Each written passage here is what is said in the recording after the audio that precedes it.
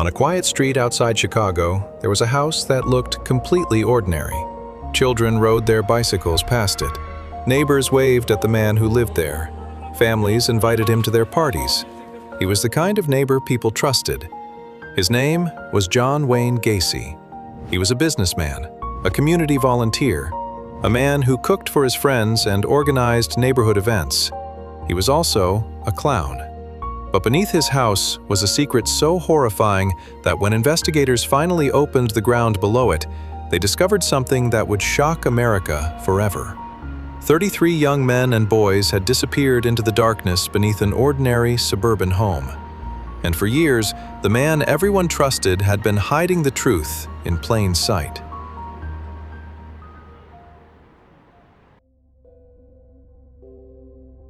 In the late 1970s, John Wayne Gacy was exactly the kind of person people wanted as a neighbor. He lived in Norwood Park Township, Illinois. He owned a successful construction company and was known as a hard-working businessman. He was friendly, outgoing, always ready with a joke. At community events, he was the person making sure everyone had food and drinks. He knew how to talk to people. He knew how to make them comfortable. But there was another side of John Wayne Gacy that made him famous, a character called Pogo the Clown. Wearing a colorful costume, painted face, and oversized shoes, Gacy performed at children's parties and visited hospitals to entertain sick children. Parents smiled when they saw him. Children laughed when he entered the room. To everyone around him, Pogo was harmless. Nobody imagined that behind the makeup was a man responsible for one of the darkest criminal cases in American history. The first warning signs were not obvious. Neighbors occasionally noticed a strange smell coming from his house, a terrible smell. When questioned, Gacy always had an explanation. A problem with the pipes, a problem beneath the house, something simple, something that did not require concern. And because John Wayne Gacy was the friendly businessman everyone knew, people believed him. They had no reason not to.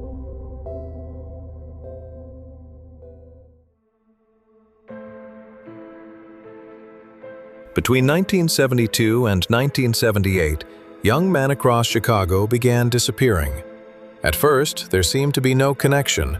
They came from different backgrounds, different neighborhoods, different families. Some were teenagers searching for work. Some were young men trying to build a future. Some simply met the wrong person at the wrong moment. Gacy often used his construction business as a way to get close to them. He offered jobs. He promised money. He presented himself as someone who could help them. But the house on Summerdale Avenue was not a place where opportunities waited. It was where their lives ended. Gacy was careful. He maintained his public image. During the day, he was a businessman, a neighbor, a volunteer. At night, he was hiding a terrible secret. For years, nobody connected the missing young men to the man everyone trusted. Because people do not expect evil to look ordinary. They expect monsters to look like monsters. But Gacy did not. He looked like everyone else.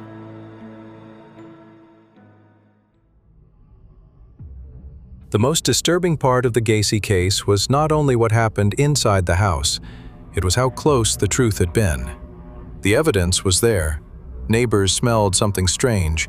They noticed things that did not make sense. But the human mind has a way of rejecting impossible ideas. Nobody wanted to believe that the friendly man who hosted parties could be capable of something so horrific.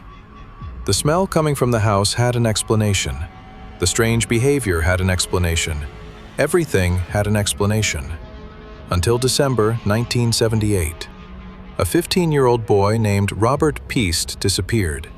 That disappearance would finally bring investigators to John Wayne Gacy. Rob worked at a pharmacy in Des Plaines.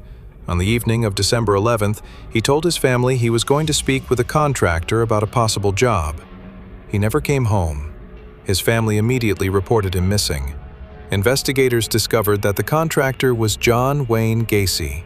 When police questioned him, Gacy appeared calm, friendly, cooperative, just like everyone expected him to be. But something was different this time. The police kept asking questions, and the more they investigated, the more contradictions appeared. The perfect image began to collapse.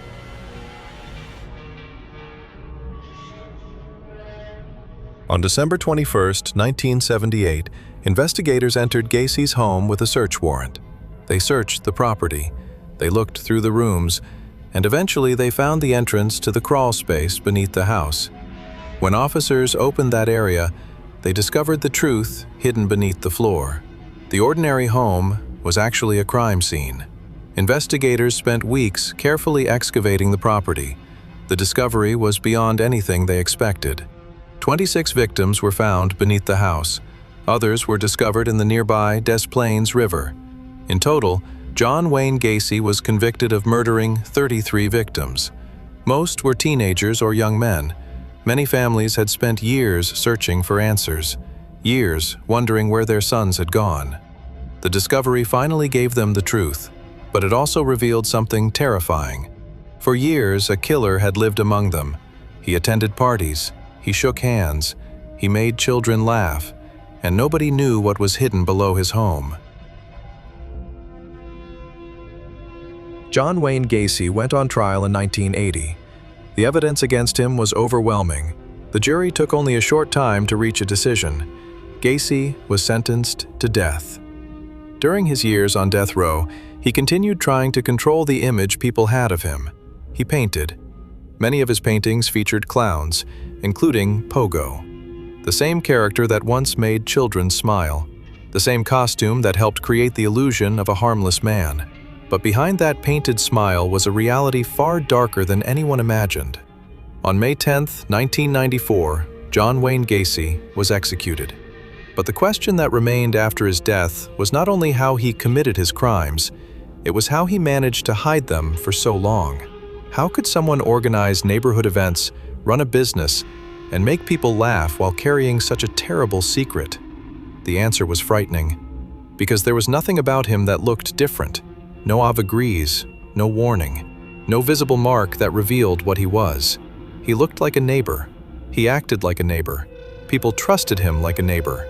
And beneath his house, hidden in the darkness, were the secrets of 33 lives that had been taken away. The story of John Wayne Gacy remains one of America's most disturbing reminders that sometimes the most frightening things are not found in abandoned buildings or dark streets. Sometimes they are hidden behind a familiar face, right next door.